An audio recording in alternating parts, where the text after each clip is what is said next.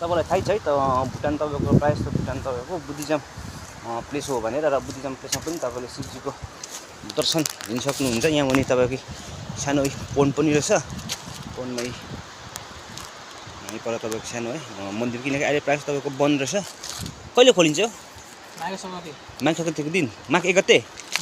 माघ 1 गते किनकि गाइजहरू माघ 1 गते चाहिँ मेरो बर्थडे हो भने तपाईँलाई म थाहै छ माघ 1 गतेको म हो, जुन चाहिँ माघ 1 गते दिन म जन्मेको थिएँ भनेपछि त्यही दिनै यो मन्दिर पनि तपाईँको हुँदो रहेछ, खुला हुँदो रहेछ। अहिले तपाईँले एकदमै सबै थापथुप बन्द रहेछ है।